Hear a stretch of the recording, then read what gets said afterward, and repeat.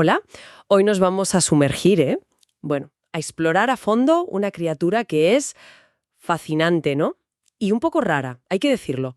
El pulpo. Sí, totalmente. Tenemos un artículo bastante completo y la idea es, pues, sacar lo más interesante, las claves sobre estos moluscos de 8 brazos que parecen casi de otro planeta. Es una buena manera de verlo, sí. Hay unas 300 especies, más o menos, que sepamos. Son cefalópodos como los calamares, las sepias, pero, muy particulares. Ya de entrada, su aspecto te llama la atención. Cuerpo blando, sin huesos, dos ojos que parece que te calan y, claro, los 8 brazos. Exacto. Y esos brazos, bueno, ya empezamos con las confusiones.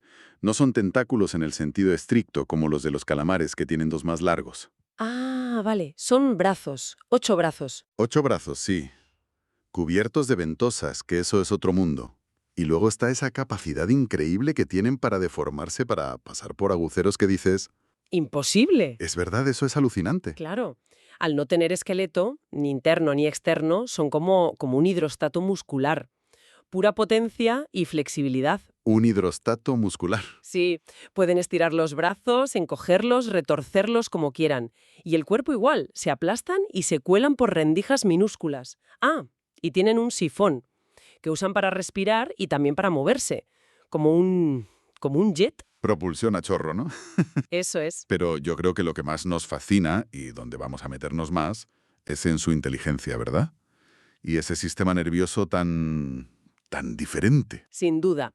Pero antes, una cosilla rápida sobre el nombre, que siempre sale. Lo del plural en inglés, Ah, sí. que la gente dice octopis, pero viene del griego, así que lo más purista sería octopodes, aunque lo normal en inglés es octopuses. Octopis es aplicar una regla latina a una palabra griega, un pequeño lío. Ah, pues mira, dato curioso. Vale, anotado. Venga, vamos a la biología, que tiene tela. El tamaño, por ejemplo. Hay diferencias bestiales. Enormes. Tienes el pulpo gigante del Pacífico, que, bueno, puede pesar más de 50 kilos, ¿eh? Y medir casi 5 metros con los brazos extendidos. Hay un récord de uno que pesó 71 kilos. 71 kilos. Madre mía. Y en el otro extremo tienes el Octopus wolfi, que mide unos 2,5 centímetros y pesa menos de 1 gramo. Este es difícil hasta imaginarlo. Y volviendo a los brazos y las ventosas, ¿cómo funcionan? ¿Cómo se pegan así? Pues las ventosas son una maravilla. Son como discos de músculo. Crean un sello, ¡pum!, contra la superficie y luego contraen los músculos para hacer vacío dentro. Ah, por vacío. Claro, y eso les da un agarre tremendo. Pero es que además están cubiertas de quimiorreceptores, Espera. ¿Quimio qué? que pueden saborear, básicamente, ¿sí? Pueden probar lo que tocan, Con los brazos. con las ventosas de los brazos. Así saben si es comida, si es una roca o si es la piel de otro pulpo. De hecho, tienen un sistema para no pegarse a sí mismos. Imagínate el lío, ¿si no? ¡Qué fuerte! O sea que tocan y prueban a la vez. Exacto, información táctil y química al mismo tiempo. Una pasada. Esto cambia totalmente la idea de tocar. Vale, ¿y sin esqueleto, como decías? ¿Y por dentro? Lo de los corazones y la sangre azul es verdad. Es verdad, sí. ¿Tienen 3 corazones? 3. ¿Sí? Sí, uno principal, el sistémico, que mueve la sangre por el cuerpo, y luego dos más pequeños, uno para cada branquia, que la impulsan a través de ellas para que coja oxígeno. Alucinante. ¿Y lo de la sangre azul? Pues no usan hemoglobina con hierro, como nosotros, usan hemocianina, que tiene cobre. Cobre. ¿Por eso es azul? Eso es. Y esta hemocianina va mejor en aguas frías y con poco oxígeno, que es donde viven muchos pulpos. Pero tiene una pega, ¿Cuál?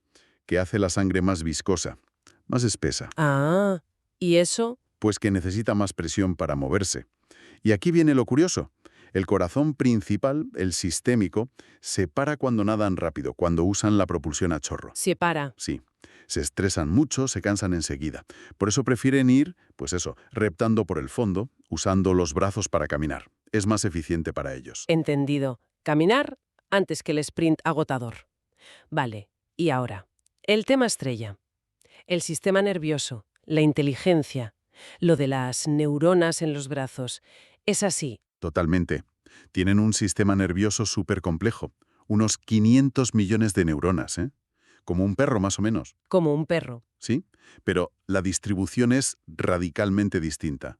A ver, solo un tercio más o menos está en el cerebro central, que por cierto no está en un cráneo de hueso, sino protegido por un cartílago, ¿Y los otros 2/3? en los brazos, repartidos por los 8 brazos. Pero... ¿entonces cada brazo piensa por su cuenta? ¿O cómo va eso? A ver, pensar igual no es la palabra exacta, pero sí tienen una autonomía brutal. Cada brazo puede recoger información, procesarla y decidir movimientos complejos por sí mismo. ¿Sin consultar al cerebro? Para muchas acciones locales, sí. Pueden reaccionar a cosas incluso si se separaran del cuerpo, seguirían reaccionando un tiempo. Es una inteligencia distribuida, muy descentralizada. Realizado aquí arriba. Claro, el cerebro central toma las decisiones gordas, aprende, coordina, pero delega un montón en los brazos. Es muy eficiente, pero también tiene una consecuencia curiosa. ¿Cuál? Que parece que el cerebro no tiene un mapa súper detallado de dónde está cada brazo en cada momento, como nosotros sí tenemos de nuestras extremidades. Necesitan ver sus brazos para saber exactamente qué están haciendo. ¡Qué curioso! Necesitan verse los brazos y hablando de ver, los ojos.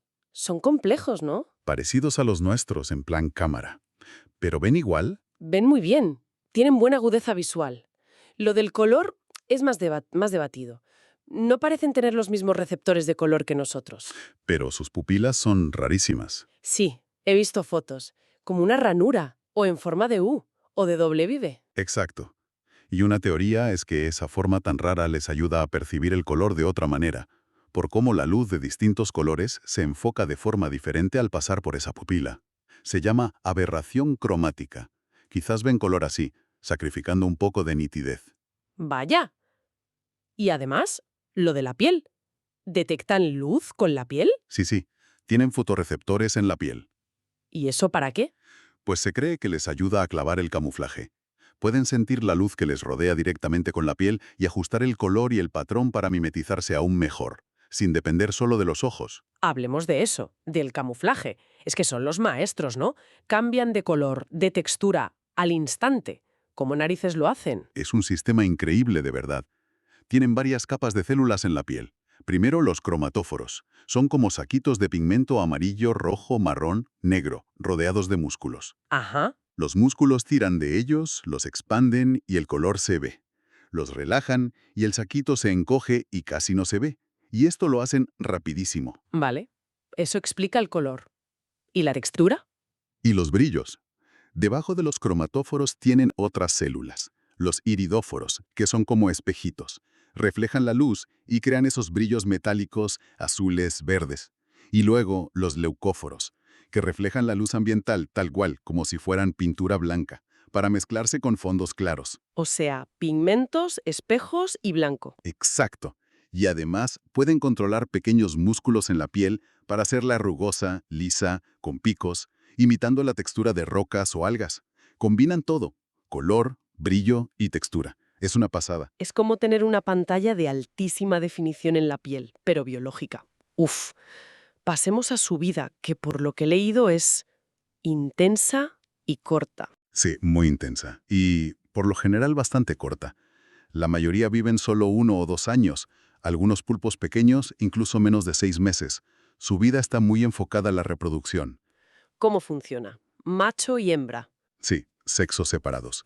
El macho tiene un brazo especial, se llama ectocotilo, que suele ser el tercero por la derecha. El tercero por la derecha. ¿Qué específico? Sí, normalmente. Y lo usa para transferir unos paquetes de esperma, los espermatóforos, a la hembra, dentro de su cavidad del manto. Vale. ¿Y la hembra? Pues después de la fecundación, busca un sitio seguro, una cueva, una grieta, y ahí pone los huevos. Pueden ser muchísimos, ¿eh? Cientos de miles en algunas especies. Los cuelga como ristras. ¿Y se queda ahí?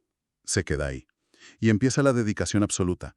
Los cuida sin parar, los limpia con los brazos, les echa chorros de agua con el sifón para airearlos, los defiende de cualquiera que se acerque. ¿Pero y ella? Come. No, nada. Durante todo ese tiempo, que pueden ser semanas o incluso meses, dependiendo de la especie y la temperatura del agua, la hembra no come. Meses sin comer. Nada de nada. Gasta toda su energía, todas sus reservas, en esos huevos. ¡Qué barbaridad! Y claro, cuando los huevos por fin eclosionan y salen las crías, la madre está completamente agotada, debilitada. Y muere. Muere. Sí. Es como el final programado de su ciclo. Ha cumplido su misión. Los machos tampoco viven mucho más después de reproducirse, mueren también poco después. Es un ciclo vital muy rápido, muy intenso. Crecer, reproducirse y morir. Qué estrategia vital tan diferente a la nuestra, desde luego. ¿Y dónde viven? ¿Están por todo el mundo? Prácticamente, en todos los océanos, desde charcos de marea en la costa hasta las profundidades abisales, a miles de metros. Miles de metros. Sí, se han encontrado pulpos cerca de fuentes hidrotermales en el fondo del mar, en aguas heladas bajo la Antártida. Hay uno, el Grimpoteuphis, el pulpo dumbo, que se ha grabado a casi 7.000 metros de profundidad. 7.000 metros. Increíble. Lo que no hay, eso sí, son pulpos de agua dulce. Son exclusivamente marinos. Y normalmente van a su bola, ¿no? Son solitarios. La gran mayoría sí. Cada uno tiene su guarida, que puede ser una grieta, una concha vacía, a veces incluso latas o botellas. Usan basura humana y defienden su territorio. ¿Y eso de que acumulan cosas alrededor? Así, los middens son como vertederos personales. Acumulan los restos de lo que comen. Conchas de almejas, caparazones de cangrejo, alrededor de la entrada de su guarida. Curioso. ¿Pero hay alguna excepción a lo de ser solitarios? Sí, alguna hay. Por ejemplo, el pulpo rayado del Pacífico Mayor. Se han visto grupos de hasta 40 individuos viviendo cerca, interactuando, aunque no llega a ser una sociedad compleja como la de las abejas o las hormigas, ¿sabes? Pero sí hay cierta tolerancia e interacción. Oye, y leí algo que me dejó loca. Cazan a veces con peces. Y que les pegan si no colaboran. Ríe un poco. Sí, eso se ha observado y es fascinante.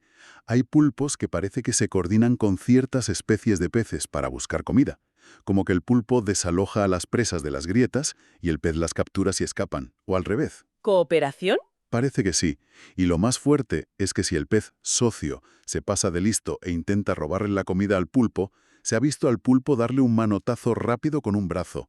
Un puñetazo. No me digas. Un puñetazo a un pez. Tal cual, como para poner orden o castigar al compañero gorrón. Es un comportamiento súper complejo que nos dice mucho sobre su inteligencia y sus interacciones. Es que volvemos a la inteligencia. Hablamos del sistema nervioso repartido, pero ¿qué pruebas hay de que son listos? ¿Experimentos o...? Muchísimas. En laboratorios han demostrado que tienen memoria, a corto y largo plazo. Resuelven laberintos, aprenden a abrir botes con rosca para sacar la comida. Lo de los botes. Sí, he visto vídeos. Son capaces de distinguir entre diferentes personas, incluso si van vestidas igual. Y son famosos por escaparse de los acuarios. Eso requiere observar, planificar, resolver problemas, encontrar el punto débil y ala. Son escapistas natos. ¿Y lo de usar herramientas? ¿Eso es real? Sí, es uno de los ejemplos más claros. El pulpo venado, el Amphioctopus marginatus, se le ha grabado recogiendo mitades de cáscaras de coco del fondo. Cáscaras de coco. ¿Para qué? Las recoge, las transporta debajo del cuerpo, a veces un buen trecho, y cuando llega a una zona abierta, sin refugios, como un fondo de arena, las junta y ¡zas! Se monta un refugio portátil. Pero eso es increíble. Implica planificar. Pensar, luego voy a necesitar esto. Exactamente. Implica previsión, transporte de un objeto para un uso futuro. Es una de las definiciones clásicas de uso de herramientas. Alucinante. ¿Y juegan? ¿Se sabe si juegan? Pues hay comportamientos que parecen juego. Por ejemplo, se les ha visto lanzar objetos repetidamente con sus chorros de agua, como botellas de plástico, sin que sea para comer ni para defenderse. Simplemente interactúan con el objeto. Como un gato con un ovillo. Algo así. Definir juego en animales siempre es complicado, claro, pero sugiere curiosidad, exploración, cosas que no están directamente ligadas a la supervivencia inmediata. Todo esto que cuentas, entiendo que ahora se les considera seres sintientes, ¿no? Que pueden sentir dolor o... Sí, hay un consenso científico cada vez mayor. De hecho, informes importantes como uno que se hizo en Reino Unido hace poco concluyen que los cefalópodos, pulpos incluidos, tienen capacidad para experimentar sensaciones. Dolor, placer, angustia, estrés. Y eso tiene implicaciones, claro. Muchas. Implicaciones éticas sobre cómo los tratamos en investigación, en la pesca, si se deberían permitir las granjas de pulpos. Es un debate muy activo ahora mismo. Muy importante, sí. Oye, y volviendo a la supervivencia, si falla el camuflaje, ¿qué hacen? ¿Tienen más trucos? Claro. El más famoso es la tinta. La tinta, sí. Expulsan una nube negra, que no solo es una pantalla de humo para que el depredador no vea, sino que a veces la expulsan de forma que parece un señuelo, con la forma del pulpo. Un señuelo de tinta. Sí. Y además, se cree que puede confundir el olfato del depredador. Y si los agarran, tienen la autotomía. ¿Autoqué? Autotomía. Pueden soltar un brazo si se lo atrapa un depredador. ¡Zas! Dejan el brazo ahí retorciéndose para distraer y ellos escapan. ¿Y les vuelve a crecer? Sí, lo regeneran por completo. Es que son increíbles. ¿Y lo de imitar a otros animales? Eso también. También hay un campeón en eso. El pulpo imitador, Taumoctopus mimicus. Pulpo imitador. Buen nombre. Es que es capaz de cambiar su forma, su color y su manera de moverse para parecerse a un montón de animales venenosos o peligrosos del lugar donde vive. ¿Cómo cuáles? Pues se le ha visto imitar a serpientes marinas, peces león, peces planos, medusas, lo que le convenga para asustar al depredador que tenga delante. Qué pasada. Y luego están los que avisan con colores, ¿no? Como el de anillos azules. Exacto. Ese es un ejemplo de aposematismo, de coloración de advertencia. Esos anillos azules brillantes son una señal clarísima de cuidado, soy peligroso. Y lo es. Porque esos sí son peligrosos para nosotros, ¿verdad? Sí. A ver, en general los pulpos no se evitan. Los accidentes son súper raros. Pero todos los pulpos tienen veneno para cazar. Lo que pasa es que solo los del género de anillos azules tienen tetrodotoxina. ¿Qué? Toxina, me suena. Es una neurotoxina muy potente, la misma del pez globo. Puede causar parálisis respiratoria y no hay antídoto. La mordedura es pequeña, a veces ni te enteras al principio. Por eso son peligrosos si se manipulan o se pisan sin querer. Mejor dejarlos tranquilos, entonces. Sin duda, admirarlos desde la distancia. Vale, demos un salto. Su historia evolutiva. ¿De dónde vienen estos seres tan particulares? Pues son moluscos. Así que sus ancestros son muy antiguos, del Cámbrico. La línea que llevó a los cefalópodos modernos, pulpos, calamares, sepias, se separó hace cientos de millones de años. ¿Cientos de millones? Sí. Y los pulpos, como grupo reconocible, parece que surgieron más tarde, quizá en el Jurásico, probablemente de ancestros que vivían en el fondo de mares poco profundos.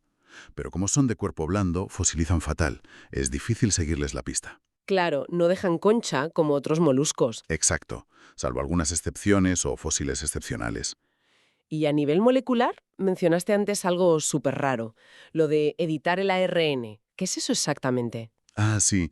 Eso es uno de los descubrimientos más alucinantes de los últimos años.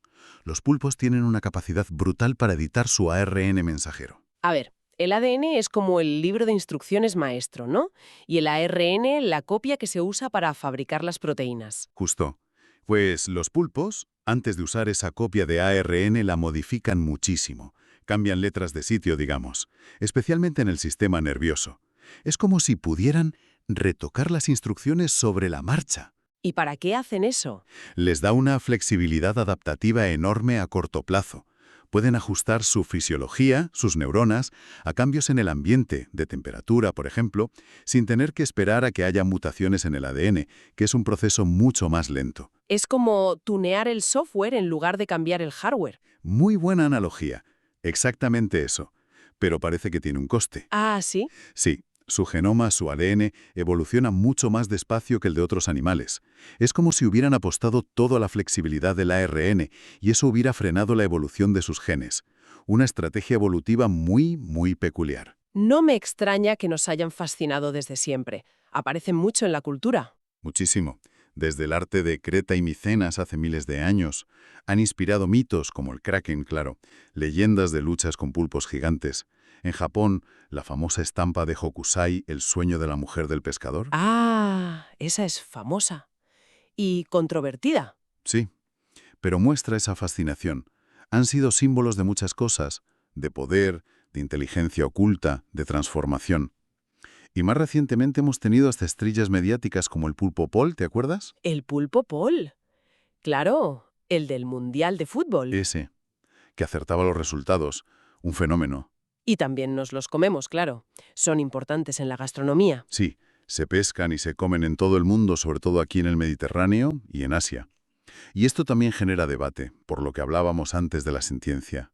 La sostenibilidad de la pesca, las posibles granjas. Exacto. Y también temas éticos sobre cómo se consumen en algunos sitios, como el sannakji, en Corea, ¿Qué es pulpo vivo o recién muerto que aún se mueve? Son temas complejos. Ya. Y para terminar, ¿qué nos están enseñando en ciencia y tecnología? Aparte de todo lo que hemos dicho. Pues siguen siendo un modelo increíble para estudiar cómo puede evolucionar la inteligencia por caminos totalmente diferentes al nuestro, al de los vertebrados. Para entender la memoria, el aprendizaje. Lo de la inteligencia alienígena en la Tierra, ¿no? Sí, esa idea que explora el filósofo Peter Godfrey Smith nos obligan a preguntarnos qué es realmente la inteligencia. Y luego, claro, la biomimética. ¿Inspiran robots y cosas así? Totalmente. Sus brazos son la inspiración directa para la robótica blanda. Robots flexibles, sin partes rígidas, que pueden moverse por sitios complicados, agarrar objetos delicados. Las ventosas, el control distribuido. Hay mucho que aprender de ellos para diseñar nuevas tecnologías. La verdad es que ha sido un viaje alucinante al mundo del pulpo. Si tuvieras que quedarte con, no sé, 2 o 3 ideas clave de todo esto, ¿cuáles serían? Uf, difícil elegir. Pero diría, primero, esa inteligencia tan diferente, tan distribuida entre cerebro y brazos.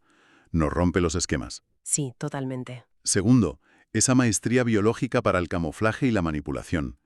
Esa piel transformable, ese cuerpo sin huesos, esas ventosas que prueban el mundo.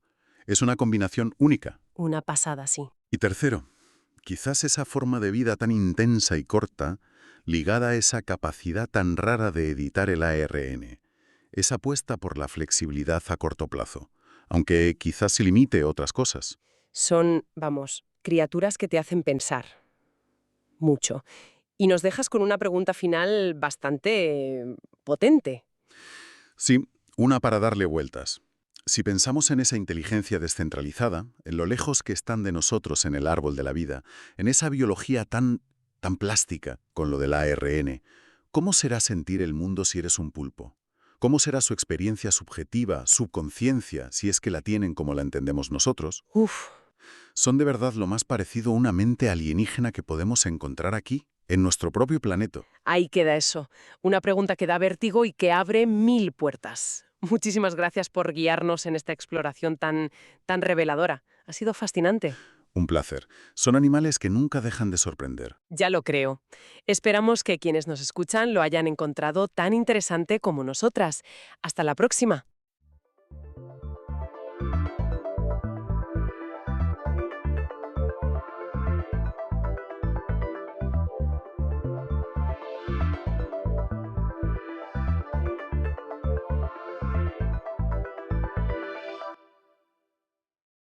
Bienvenida, bienvenido a esta exploración detallada. Hoy dirigimos nuestra mirada al cielo nocturno. Vamos a desentrañar uno de sus espectáculos, bueno, yo creo que de los más fascinantes, la lluvia de meteoros de las Perseidas. Tenemos bastante información, ¿verdad? Sobre todo de fuentes enciclopédicas como Wikipedia, que nos van a servir un poco de guía. La idea es entender qué son realmente, por qué ocurren cada verano, cómo podemos disfrutar mejor del espectáculo y, de paso, claro, descubrir un poco las capas de historia y cultura que hay alrededor. ¿Listo para este análisis a fondo? Perfecto. Pues empecemos por lo básico, para situarnos un poco. Hablamos de las Perseidas como una lluvia de meteoros, sí, pero ¿qué significa eso exactamente en este caso? Son conocidas por ser muy activas, ¿no? Así es. Son una de las lluvias de meteoros más prolíficas y viables, además, del año. Están asociadas directamente al cometa 109P Swift-Tuttle. Lo que vemos son, bueno, pequeñas partículas, la mayoría no más grandes que un grano de arena, ¿sabes? Que deja este cometa y que entran en nuestra atmósfera a muchísima velocidad y se queman. Crean esos trazos de luz que llamamos estrellas fugaces. Y sí, su periodo de actividad es bastante amplio. Generalmente va desde mediados de julio hasta finales de agosto más o menos. ¿Y el nombre? Perseidas suena muy mitológico. Las fuentes lo conectan con la constelación de Perseo. Es tan simple como que parece que vienen de allí. En esencia, sí. El concepto clave aquí es el radiante. Es un efecto de perspectiva, imagínate, como cuando conduces y nieva, que los copos parecen venir de un punto lejano. Pues parecido. Todos los meteoros de una misma lluvia parecen originarse en un punto concreto del cielo. Y en el caso de las Perséidas, pues ese punto se encuentra en la constelación de Perseo. De ahí viene el nombre, que además, claro, evoca a los Perséidas, los hijos del héroe griego Perseo en la mitología. Aunque bueno, siendo precisos, hoy en día el área del radiante abarca una zona un poquito más amplia, cerca que también toca las constelaciones de Casiopea y Camelopardalis. Entendido. O sea, que no es que nazcan allí, sino que es como la dirección desde la que parecen llegar hacia nosotros. Mencionaste el cometa Swift-Tuttle. ¿Es él el culpable, digamos, de todo este espectáculo? Totalmente. El cometa Swift-Tuttle tiene una órbita bastante larga alrededor del Sol. Son unos 133 años. Cada vez que pasa cerca del Sol, pues el calor hace que libere gas y polvo. Va dejando un rastro de escombros a lo largo de su camino. Y lo que llamamos la nube de las Perséidas es precisamente esa corriente de partículas. Cada año, en agosto, la Tierra, en su propia órbita, pues atraviesa esta corriente.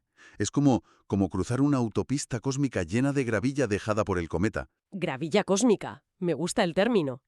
Y, y las fuentes apuntan algo muy curioso sobre la edad de esta gravilla, que parte lleva ahí como 1000 años. ¿Es así? Correcto. Se estima que la mayor parte de las partículas que causan el pico principal de la lluvia, vamos, las que forman la parte más densa de la corriente que cruzamos cada año, fueron liberadas por el cometa en pasos anteriores, hace aproximadamente 1 milenio. Sí, son restos bastante antiguos. Pero ojo, la corriente no es homogénea, no es toda igual. Ah, aquí es donde se pone todavía más interesante, porque parece que hay también un componente más joven, ¿no? Como una especie de filamento de polvo que se desprendió mucho más recientemente. Exactamente. Hay evidencias de un filamento de polvo más concentrado y relativamente joven. Sí. Se cree que fue eyectado por el cometa durante su paso cercano al Sol en 1862, y cuyas partículas se dispersaron un poco más tarde, hacia 1865 más o menos. A veces, la Tierra atraviesa este filamento más denso justo un día antes del máximo tradicional. Y cuando esto ocurre, claro, puede provocar un estallido de actividad, breve pero intenso. Un pico secundario que sorprende a los observadores. Es una prueba de que la estructura de esa nube de escombros es compleja y, bueno, evoluciona con el tiempo. Fascinante, la verdad. ¿Y tenemos idea de la escala de esta nube o corriente de escombros por la que pasamos? ¿Es muy grande? Pues para hacernos una idea, una perspectiva. Cerca de la órbita terrestre, se estima que la corriente principal de las Perséidas tiene un grosor perpendicular a la órbita de unas 0,1 unidades astronómicas, UA. Esos son unos 15 millones de kilómetros. Casi nada. Y se extiende a lo largo de nuestra órbita unos 0,8 UA, que son más de 120 millones de kilómetros. La gravedad de la Tierra, cada año que pasamos cerca o a través de ella, pues contribuye a dispersar y estirar esta nube todavía más. Por eso, claro, tardamos varias semanas en atravesarla por completo. Claro, con esas dimensiones, no me extraña que el fenómeno dure semanas enteras. Entonces, para quien quiera planificar la observación, que es lo interesante, ¿cuándo es el momento clave? Sabemos que es en agosto, pero ¿se puede afinar un poquito más? Sí, definitivamente. Aunque se pueden ver Perséidas durante varias semanas, como decíamos, el pico de máxima actividad suele concentrarse entre el 9 y el 14 de agosto. La fecha y la hora exactas del máximo varían un poco cada año, ¿eh? Esto es por la dinámica orbital, claro. Por ejemplo, para 2025, las predicciones apuntan a un máximo entre las 7 y las 8 de la mañana en tiempo universal, en UT, del 13 de agosto. Vale, 7-8 UT del 13 de agosto de 2025. Eso significa que para lugares como Norteamérica, por ejemplo, el mejor momento sería en las horas justo antes del amanecer de ese día. O sea, entre las 3 y 4 de la madrugada en la costa este, EDT, o entre medianoche y la 1 de la madrugada en la costa oeste, PDT. Y durante ese pico, ¿cuántos meteoros se podrían esperar ver? ¿Muchos? A ver, en condiciones ideales, y esto es importante, cielo muy oscuro, sin luna, y con el radiante alto en el cielo, la tasa horaria cenital, la CTHR, que es una medida teórica, puede alcanzar los 60 meteoros por hora. Y en años excepcionales, superar los 100 o incluso los 150, como se estimó, por ejemplo, en 2016 y 2021. Ojo, un observador real ven a menos, lógicamente, pero sigue siendo una cifra bastante impresionante. Y aunque parecen irradiar de Perseo, como decíamos, los meteoros pueden aparecer en cualquier parte del cielo. A menudo dejan trazas largas y muy brillantes. ¿Y por qué justo esas horas previas al amanecer son las mejores? ¿Hay alguna razón física detrás de eso? Sí, sí la hay, y es bastante intuitiva, la verdad. Piensa en la Tierra moviéndose a través del espacio, en su órbita. El lado del planeta que está mirando hacia adelante, digamos, en la dirección del movimiento, es el que choca más de frente con la corriente de meteoroides. Es como el parabrisas de un coche cuando llueve. Recibe mucho más impacto que la ventanilla de atrás, ¿no? Pues ese lado frontal de la Tierra corresponde a las horas locales entre la medianoche y el amanecer. Por eso, aunque los meteoroides entran en la atmósfera a todas horas, la mayor concentración visible ocurre en esa ventana de tiempo. Durante el día también entran, claro está, pero la luz del sol nos los oculta por completo. La analogía del parabrisas es perfecta, se entiende muy bien, pero he leído que a veces, incluso antes de la medianoche, se pueden ver algunos meteoros muy especiales. Los llaman rasantes o earth grazers. ¿Qué tienen de particular estos? Esos son un fenómeno espectacular, la verdad. Son meteoroides que entran en la atmósfera con un ángulo muy bajo, casi así tangencialmente. En lugar de zambullirse directamente, como que rozan las capas superiores de la atmósfera. Y esto hace que su trayectoria visible sea muchísimo más larga. A veces recorren una gran porción del cielo. Suelen ser como más lentos y pueden durar varios segundos, dejando estelas muy brillantes y persistentes. A veces son tan luminosos que se clasifican como bolas de fuego. Ver uno es un verdadero regalo, sí. Suena increíble, desde luego. Y pensar que la mayoría de estas partículas son diminutas. ¿A qué altitud se desintegran normalmente? ¿Llega algo al suelo alguna vez? Pues la inmensa mayoría de las perseidas son partículas del tamaño de granos de arena o pequeños guisantes, como mucho. Se queman por completo debido a la fricción con el aire a altitudes considerables, generalmente por encima de los 80 kilómetros. Es muy raro que un meteoroide de una lluvia como esta sea lo suficientemente grande como para sobrevivir a la reentrada y llegar al suelo como un meteorito. Lo que vemos es el espectáculo de luz de su desintegración allá arriba, en las capas altas de la atmósfera. Entendido. Y mencionabas antes la tasa horaria cenital, la ZHR. ¿Y cómo varía? ¿Qué factores influyen en que un año sea mejor que otro, aparte de esos filamentos de polvo joven que comentabas? Bueno, hay variaciones intrínsecas, ¿no? En la densidad de la propia nube de escombros que la Tierra atraviesa cada año. Eso puede cambiar un poco. Pero un factor externo que es crucial es la fase de la Luna. Eso es fundamental. Si el pico coincide con la luna nueva o una luna creciente muy fina, el cielo estará muy oscuro. Y eso permite ver incluso los meteoros más débiles. Esas son las condiciones ideales, como pasó, por ejemplo, en 2015. Por el contrario, claro, si hay luna llena o casi llena cerca del pico, como ocurrido en 2022, pues su brillo ilumina tanto el cielo que opaca a la mayoría de los meteoros, excepto los más brillantes. Esto puede reducir drásticamente la cantidad visible, aunque la lluvia en sí sea intensa. En 2018, por ejemplo, la ZHR fue más modesta, en torno a 60. Así que, además de mirar la fecha, hay que mirar el calendario lunar. Buena recomendación. Ahora, si te parece, demos un salto atrás en el tiempo. Estos fenómenos celestes suelen tener historias asociadas, ¿no? ¿Desde cuándo se sabe de las Perseidas? ¿Son un descubrimiento moderno o vienen de antes? Que va, ni mucho menos. Son conocidas desde la antigüedad. Las fuentes citan registros chinos que podrían corresponder a las Perseidas ya en el año 36 después de Cristo. Imagínate. Hay referencias dispersas a lo largo de la historia, pero una de las asociaciones culturales más arraigadas, sobre todo aquí en Europa, es la conexión con San Lorenzo. Ah, las famosas lágrimas de San Lorenzo. Sí, he oído hablar de ello. ¿Cuál es la historia exactamente? Bueno, San Lorenzo fue un diácono en Roma, allá por el siglo III. Según la tradición cristiana, fue martirizado el 10 de agosto del año 258 después de Cristo. La leyenda dice que fue quemado en una parrilla.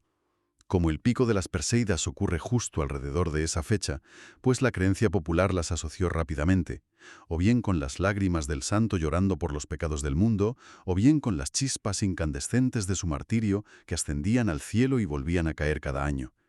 Incluso hay leyendas locales curiosas, como la del carbón de San Lorenzo en algunas zonas mediterráneas. Se decía que se podían encontrar pequeñas brasas frías bajo ciertas plantas en esa noche mágica. Es una imagen muy potente, esa de las chispas del martirio. Pero desde una perspectiva un poco más analítica, ¿cómo encaja esto históricamente? ¿Hay alguna explicación? Pues es un caso de estudio fascinante de sincretismo cultural, o más específicamente de cristianización, es decir, el proceso mediante el cual el cristianismo fue adaptando o, o suplantando creencias y festividades paganas que ya existían. La festividad de San Lorenzo, Laurentius en latín, es clave aquí. Algunos investigadores sugieren que pudo haber una conexión, quizá facilitada por la similitud fonética, quién sabe, con Acca Laurentia, que era una antigua figura o diosa romana asociada a la fertilidad y también al inframundo, y cuyos ritos también tenían lugar en verano. Interesante conexión. ¿Y qué creían los romanos sobre las estrellas fugaces de agosto antes de que llegara el cristianismo? ¿Se sabe algo? Hay interpretaciones que sugieren que en el mundo romano pagano, las estrellas fugaces de verano podían asociarse con el dios Príapo, que era una deidad de la fertilidad agrícola y también de la libido, representado a menudo de forma muy explícita. En este contexto, las Perseidas podían haberse interpretado como una especie de, eyaculación cósmica o lluvia fertilizante que aseguraba buenas cosechas. El cristianismo, claro, con una moralidad muy diferente, necesitaba recontextualizar este fenómeno natural, sustituir esa connotación sexual y de fertilidad pagana por la narrativa del martirio de un santo encajaba perfectamente en su propósito evangelizador.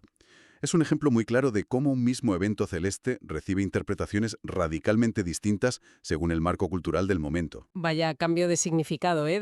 De fertilidad cósmica a lágrimas de santo. Realmente muestra cómo proyectamos nuestras creencias en el cielo. Avanzando ya hacia tiempos más científicos, ¿cuándo empezamos a entenderlas mejor, desde un punto de vista astronómico? El siglo XIX fue absolutamente crucial. En 1836, el belga Adolphe Quetelet, que era un hombre polifacético, astrónomo, matemático, estadístico, de todo un poco, analizó registros históricos y se dio cuenta de que había una recurrencia muy notable de meteoros en agosto, especialmente entre los días 8 y 15. Basándose en esto, predijo con acierto un pico de actividad alrededor del 10 de agosto para el año siguiente, 1837. Aunque él personalmente no pudo confirmarlo por mal tiempo, otros astrónomos sí lo hicieron. Validaron su predicción y establecieron ya la regularidad anual de la lluvia. Así que Quetelet fue quien estableció el patrón anual. Pero la conexión con el cometa Swift-Tuttle vino después, ¿no es así? Correcto. Ese fue el gran salto conceptual, el paso definitivo.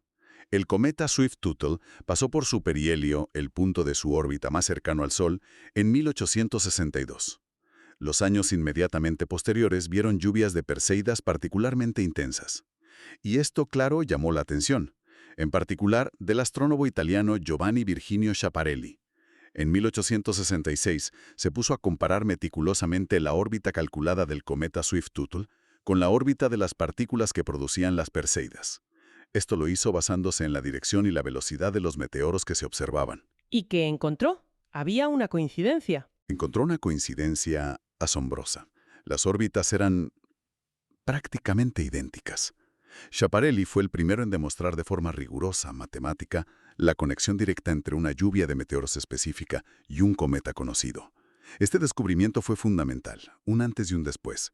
No solo explicó el origen de las Perseidas, sino que estableció el paradigma general. Las lluvias de meteoros son producidas por los escombros que dejan los cometas a su paso. Fue un momento de eureka, de verdad, que cambió nuestra comprensión de estos fenómenos y del sistema solar. Pasaron de ser vistos casi como fenómenos atmosféricos a ser reconocidos como lo que son, eventos astronómicos, testigos del viaje de los cometas. Entender que eran literalmente polvo de cometa. Debió ser revolucionario en aquel momento. Y este estudio continúa, ¿verdad? Incluso desde el espacio se observan. Sí, las Perseidas han sido observadas y fotografiadas desde la Estación Espacial Internacional. Ver los meteoros entrando en la atmósfera desde arriba, como trazos de luz bajo la estación, ofrece una perspectiva única y, espectacular, imagino. Y como pasa con muchos fenómenos naturales que son llamativos, han permeado también en la cultura más reciente, ¿no? Las fuentes mencionan algunas apariciones curiosas. Cierto. Se hace referencia a ellas, por ejemplo, en la compleja novela Contraluz, Against the Day, de Thomas Pynchon, y tienen una aparición divertida en la serie infantil Jorge el Curioso, donde al principio confunden Perseids con Perses, polsos, hasta que les explican que son meteoros, claro. Quizás la referencia más evocadora sea la de John Denver en su famosa canción Rocky Mountain High. Cuando canta I've seen it raining fire in the sky, he visto llover fuego en el cielo. Mucha gente conecta esa imagen tan poética con la intensidad que pueden alcanzar las Perseidas en una noche oscura. La verdad es que captura bien esa sensación de asombro. Es verdad, esa frase es muy potente, sí. Bueno, hemos cubierto bastante terreno, ¿eh? Desde la física orbital hasta la mitología y la cultura pop. Si tuviéramos que destilar un poco la esencia de lo que hemos explorado, ¿cuáles serían las ideas clave para recordar? Pues yo creo que hay dos niveles importantes, ¿no? Por un lado está la comprensión científica. Las Perséidas son el resultado tangible, físico, del encuentro anual de la Tierra con esa corriente de escombros dejada por el cometa Swift-Tuttle. Es un fenómeno predecible que nos ofrece un espectáculo celeste increíble, especialmente visible antes del amanecer en el hemisferio norte durante agosto. Eso por un lado. Pero más allá de la mecánica celeste, Hmm. Está la conexión humana, ¿no? Cómo lo hemos interpretado. precisamente, eso es lo fascinante. Ver cómo este evento astronómico, que se repite año tras año, ha sido como un lienzo sobre el que la humanidad ha proyectado sus miedos, sus esperanzas, sus explicaciones a lo largo de milenios. Desde interpretaciones míticas o religiosas, como las lágrimas de San Lorenzo, o esos posibles vínculos con dioses de la fertilidad, hasta llegar a la comprensión científica de su origen cometario, gracias a la observación paciente y al cálculo matemático. Las Perseidas nos recuerdan no solo que vivimos en un sistema solar dinámico, en constante movimiento, sino también cómo nuestra forma de entender el cosmos evoluciona. Son mucho más que simples partículas quemándose. Son, en cierto modo, un espejo de nuestra propia historia cultural y científica. Una síntesis excelente, la verdad. Y para cerrar ya esta inmersión que hemos hecho, propongo una última reflexión, algo que surge de todo esto. Hemos hablado de la nube de escombros del Swift-Tuttle, que está extendida a lo largo de una órbita enorme, de 133 años. Cada agosto cruzamos solo una pequeña franja de esa vasta estructura milenaria. ¿Qué pasaría si la órbita terrestre nos llevara, quizá en un futuro lejano, o por alguna perturbación inesperada, a cruzar una región de esa nube muchísimo más densa? Una parte que nunca antes hemos encontrado. O si coincidiéramos con el cometa, justo cuando está más activo, liberando material fresco. El espectáculo podría ser inimaginablemente más intenso. Es algo en qué pensar, ¿no? Para darle una vuelta la próxima vez que estemos bajo el cielo de agosto, esperando ver ese fugaz destello de luz.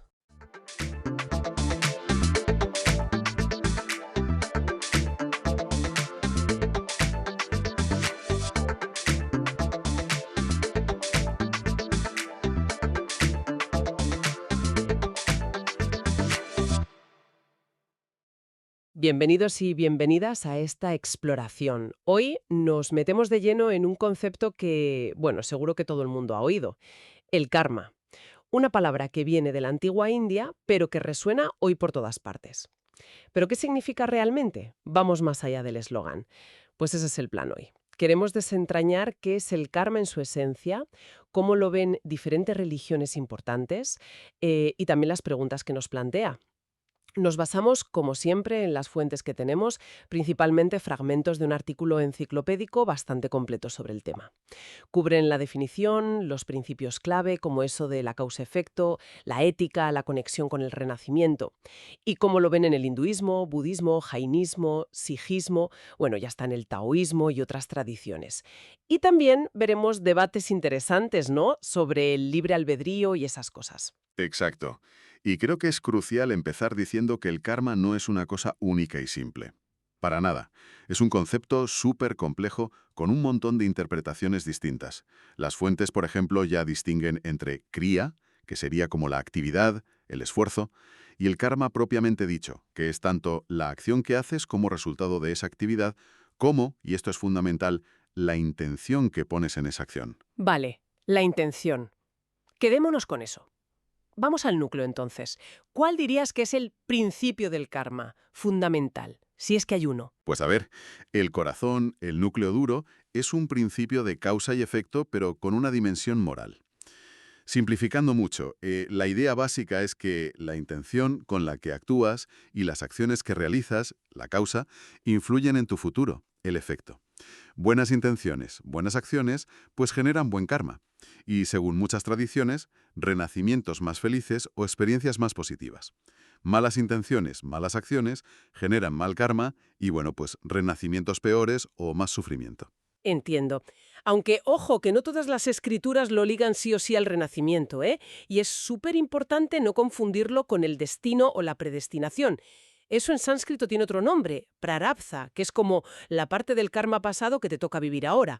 Pero no es todo tu futuro. Yaka Upanishad. Dice algo como, a ver si recuerdo, según actúa y según se comporta, así será. Un hombre de buenos actos se volverá bueno, un hombre de malos actos, malo. Y remata, cualquier acto que realice, eso cosechará. Bastante directo, ¿verdad? Muy directo, sí. Pero, como decías, la intención es vital. En el budismo la llaman cetana. Las acciones que haces sin querer o de forma desinteresada, digamos, no tienen el mismo peso kármico, no dejan la misma huella. Y sí, la idea general es que actos similares producen efectos similares. Buen karma lleva a buenos efectos, mal karma a malos efectos. Pero la intención lo tiñe tal. Qué importante eso de la intención. Le da una profundidad psicológica, ¿no? Y los efectos siempre se ven enseguida, son externos. Pues no siempre. Pueden ser visibles, claro, que te pasen cosas buenas o malas. O invisibles. Pueden ser inmediatos o manifestarse mucho después. Incluso, según muchas escuelas, pueden manifestarse en vidas futuras. Aquí entra el concepto de phala, que es el fruto visible, el resultado que se ve. Y también el de samskara, que es como un efecto invisible interno. Se produce dentro de ti y te transforma como persona. Afecta tu capacidad de ser feliz en el futuro. Samskara, como, como impresiones o tendencias que se quedan grabadas. Exactamente. Son como huellas sutiles en la mente o la conciencia.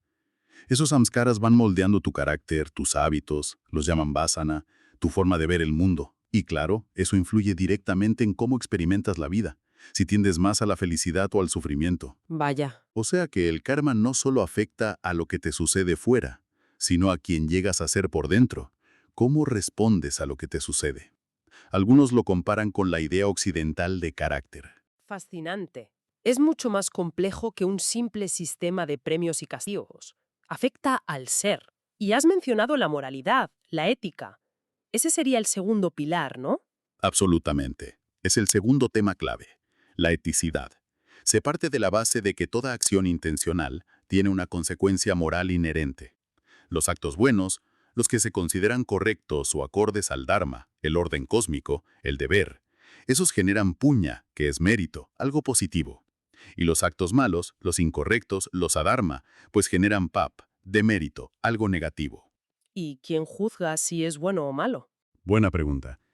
En general no se entiende como un juicio divino, como un Dios con una balanza.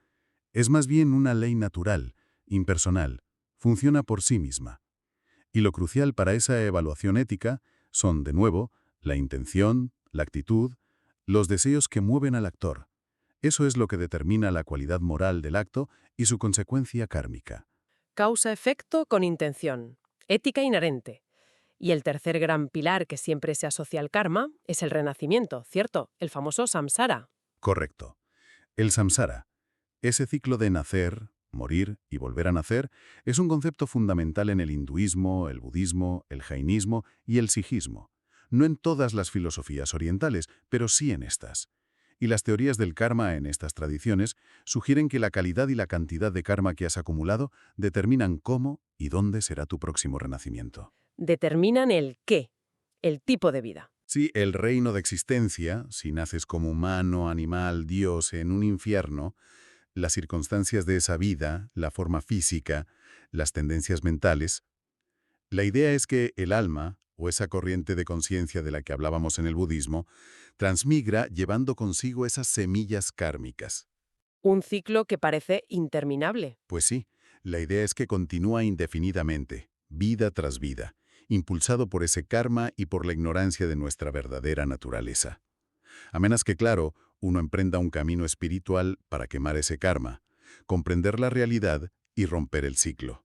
Alcanzar la liberación, lo que llaman moksha o nirvana. Entiendo. Aunque, y esto es importante, Incluso dentro de estas religiones ha habido y hay debate sobre si el renacimiento es absolutamente esencial para que la teoría del karma funcione. Algunas escuelas lo ven como algo central, inseparable. Otras, quizás, más secundario o incluso una metáfora. Ya veo. Es complejo.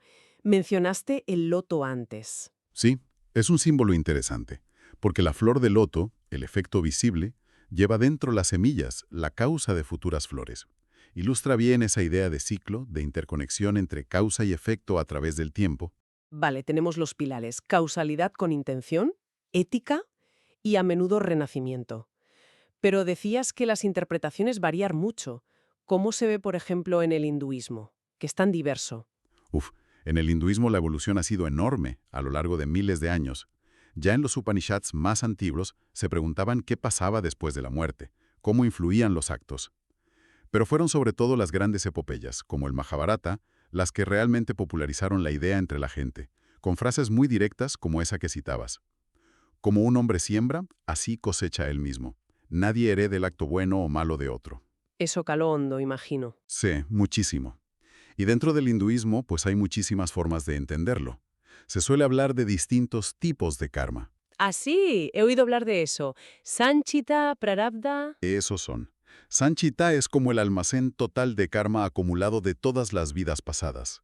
Prarabdha es la parte de ese almacén que está madurando ahora, en esta vida, es lo más parecido a un destino, lo que te toca vivir sí o sí. Y luego está el Agami, que es el karma que estás generando ahora y que dará fruto en el futuro. Y el Kriyamana, que es el resultado inmediato de tus acciones presentes. Vaya sistema. Sí, pero lo más interesante es cómo las distintas escuelas filosóficas hindúes lo enfocan. Para la escuela Nyaya, por ejemplo, el karma es central y está ligado a la existencia de Dios. Para la Vaisésica tiene menos importancia. La Samkhya lo ve secundario. La Mimamsa casi lo ignora. El yoga se centra más en cómo funciona en la psicología de esta vida. Y las escuelas Vedanta, aunque lo aceptan, debaten sobre si funciona solo o si es Dios, llamado Ishwara, quien administra sus frutos. O sea, un abanico enorme de visiones. Increíble, diversidad dentro de una misma macrotradición. Y si saltamos al budismo, mencionaste antes la intención, cetana, como clave. Pero está el tema del no yo, anatta. Si no hay un alma fija, ¿qué renace? ¿Qué arrastra el karma? Esa es, como decíamos, una de las grandes cuestiones filosóficas del budismo, sí. El karma, que en Pali llaman kama, y su resultado, karma phala o karma vipaka, son absolutamente fundamentales. La acción que está impulsada por una intención, cetana, es precisamente lo que nos mantiene atados al ciclo del samsara. Hay una cita muy famosa, creo que del Nivedika Sutta, que dice: la intención, cetana, os digo, es kamma. Clarísimo. Pero, ¿y el no yo? Claro, ¿cómo se reconcilia? Pues las explicaciones son sutiles. No se habla de un alma individual que viaja, sino más bien de una corriente de conciencia. Una serie de momentos mentales interconectados, que no es fija, pero que tiene continuidad. Y esa corriente es la que lleva las impresiones kármicas, las tendencias, de una vida a otra. No es una cosa, es un proceso. Un proceso dinámico. Exacto. Y por eso el karma budista no se ve como algo totalmente determinista, como un destino escrito en piedra. Influyen otros factores, otras leyes naturales, los llaman niyamas. No es un juicio cósmico ni una ecuación matemática, es más fluido.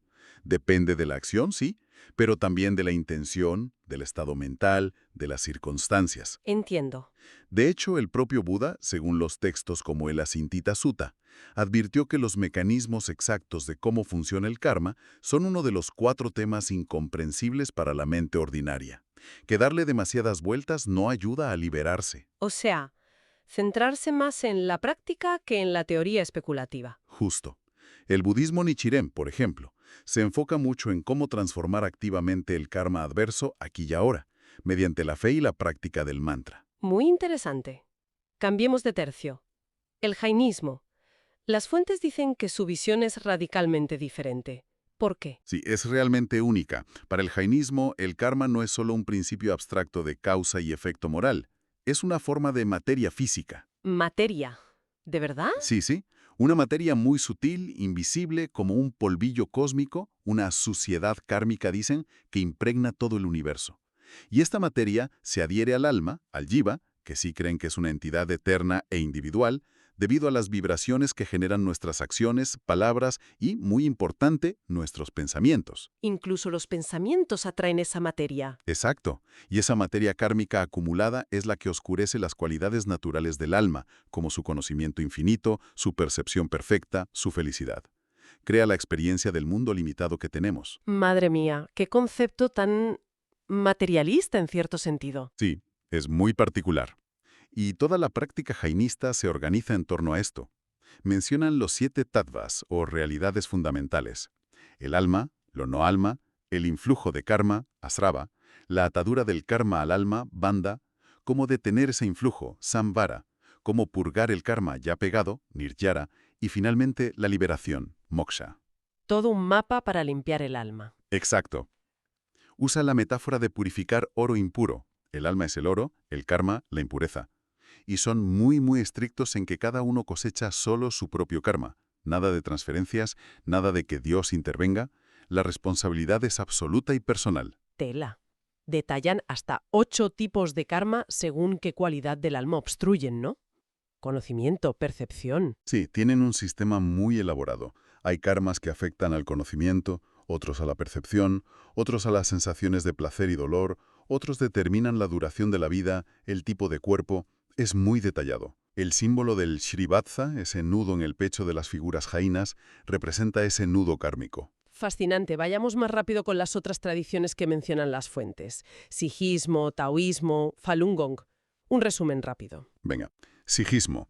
Aceptan la idea de karma y reencarnación heredada del contexto indio. Las acciones que hacemos bajo la influencia de Maya, la ilusión del mundo material, generan karma. La máxima es, cosechas lo que siembras. El karma pasado afecta tu estado espiritual actual, tu cercanía al ser puro o Dios. Vale. Taoísmo. Es incluso afectando a tus descendientes. Luego, con la influencia del budismo, incorporaron ideas más parecidas al karma, como la transferencia de méritos o deudas kármicas, incluso heredadas de ancestros, y la idea de renacimiento basado en el karma acumulado. Desarrollaron rituales para aliviar esa carga kármica. ¿Y Falun Gong qué dice? Falun Gong tiene una visión particular. Usan la palabra karma casi exclusivamente para referirse al mal karma, a la sustancia negra que se acumula por malas acciones, malos pensamientos, egoísmo. Lo opuesto es la virtud, o de, que es una sustancia blanca, el buen karma. Para ellos, el karma negativo es la causa fundamental del sufrimiento, las enfermedades y el ciclo de reencarnaciones, samsara. ¿Y cómo se elimina? La idea de cosechas lo que siembras también está presente. El espíritu reencarna hasta que elimina todo el karma, o si acumula demasiado, puede ser destruido. Entendido. Y mencionan algo del Shinto japonés. Sí, brevemente. En Shinto no hay un concepto de karma como tal, como deuda moral que se arrastra. Las ideas de causa, efecto y conexión se entienden más a través del concepto de musubi. Musubi. Sí, es como el poder misterioso que conecta y crea las cosas, la energía vital del universo. La perspectiva Shinto se centra más en vivir en armonía con esa energía, en enriquecer y afirmar la vida, en el desarrollo creativo, más que en un sistema de contabilidad moral kármica. Muy bien, creo que hemos cubierto bastante bien la diversidad de visiones. Ahora entremos en la parte de los debates y las controversias, que aquí es donde la cosa se pone, digamos, más peliaguda, ¿no? El gran tema. ¿Libre albedrío o destino? Sin duda, es la controversia estrella. Si el karma pasado determina o condiciona fuertemente mi presente y mi futuro, ¿dónde queda mi libertad? ¿Soy libre para elegir o soy una marioneta de mis acciones pasadas? Claro, y las implicaciones éticas son enormes. ¿Podría un criminal decir, no es mi culpa, es mi karma? ¿Deberíamos culpar a las víctimas pensando que algo habrán hecho en otra vida? ¿Desincentiva esto la responsabilidad moral aquí y ahora? Exactamente. Son preguntas muy serias. Y las respuestas, como te puedes imaginar, varían enormemente entre las distintas escuelas e incluso dentro de ellas. ¿Qué suelen decir? Actual, en la intención presente, como el yoga, el Advaita Vedanta o muchas corrientes budistas, defienden que sí hay espacio para el libre albedrío. Argumentan que el karma pasado crea las tendencias, las inclinaciones, las circunstancias, como si preparara el escenario y te diera un guión con ciertas predisposiciones. Pero tú en el presente eliges cómo actuar en ese escenario.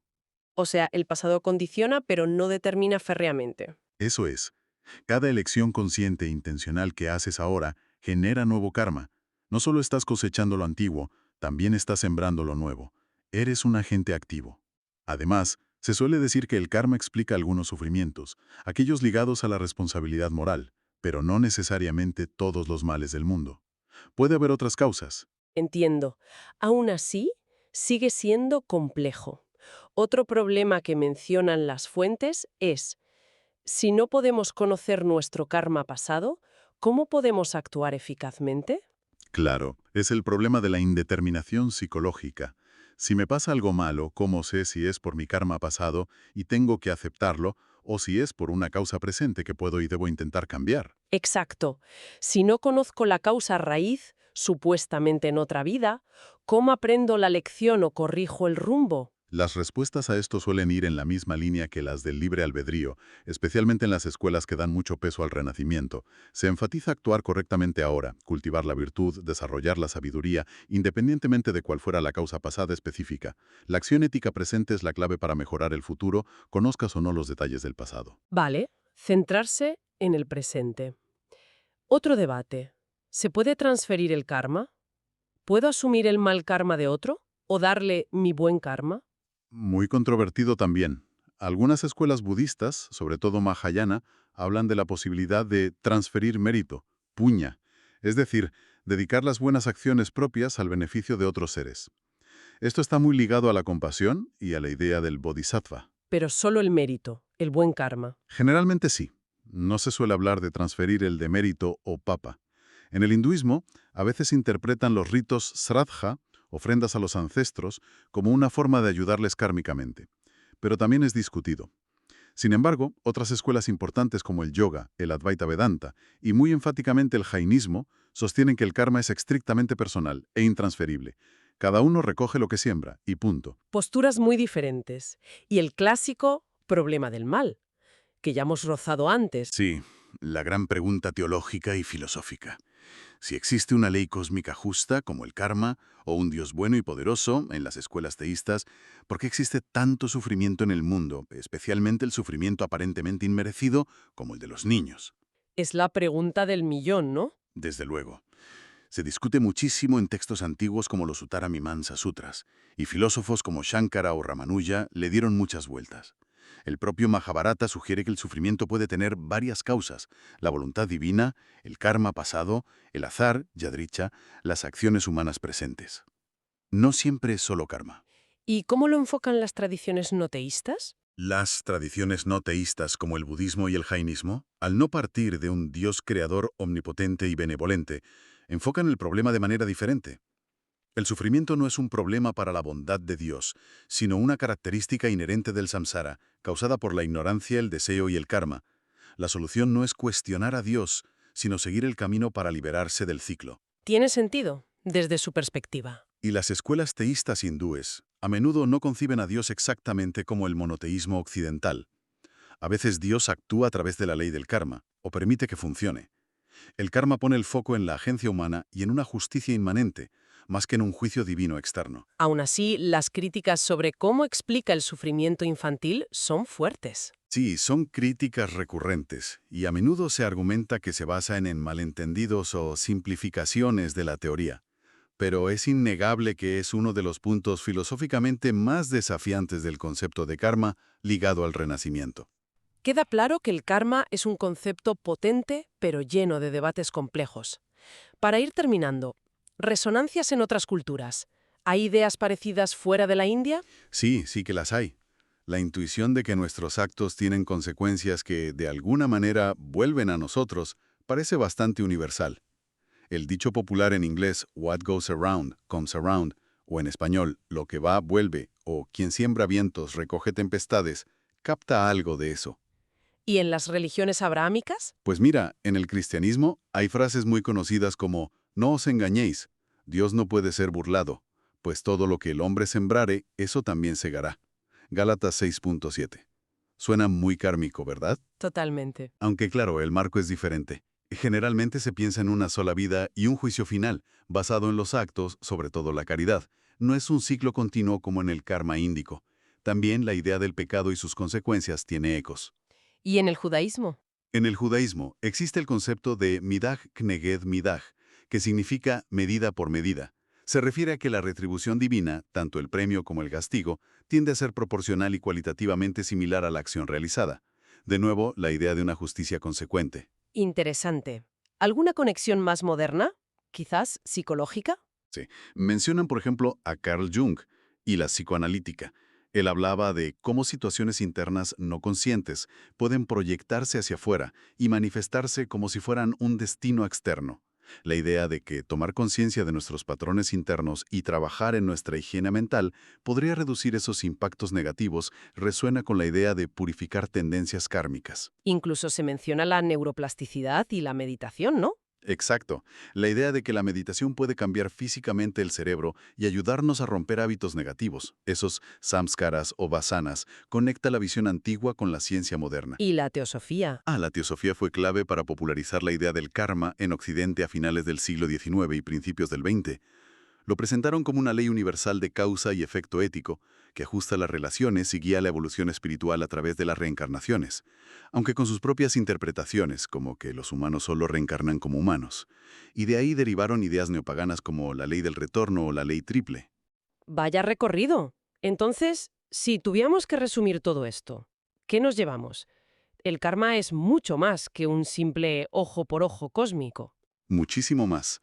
Es una red complejísima que entrelaza acción, intención, ética, consecuencias, visibles e invisibles, presentes y futuras, y en muchas tradiciones la idea del renacimiento. Y lo más fascinante es ver la enorme diversidad de interpretaciones que ha generado. Toca temas profundísimos, ¿no? Causalidad, de responsabilidad, el porqué del sufrimiento, la naturaleza de quiénes somos. Exacto. Las fuentes que hemos explorado hoy, aunque solo sean un vistazo, realmente subrayan esa diversidad, desde un karma casi material en el jainismo hasta un principio psicológico de formación de hábitos en otras escuelas. No hay una única respuesta fácil. Pues ha sido una exploración intensa, pero muy reveladora de esas múltiples caras del karma. Para cerrar del todo, ¿nos dejas con alguna reflexión final? ¿Algo para que nuestra audiencia siga dándole vueltas? Pues mira, volviendo a algo que ha salido una y otra vez, la intención. Más allá de las creencias sobre el renacimiento o leyes cósmicas, casi todas las teorías del karma nos invitan a mirar la intención detrás de lo que hacemos. Así que quizá la pregunta para reflexionar sería, ¿cómo cambiaría nuestra experiencia diaria, nuestra relación con los demás, nuestra sensación de control o responsabilidad sobre nuestra vida si simplemente intentáramos ser un poco más conscientes de las intenciones que mueven nuestras acciones cotidianas, incluso las más pequeñas? ¿Qué podría desbloquear esa simple toma de conciencia aquí y ahora?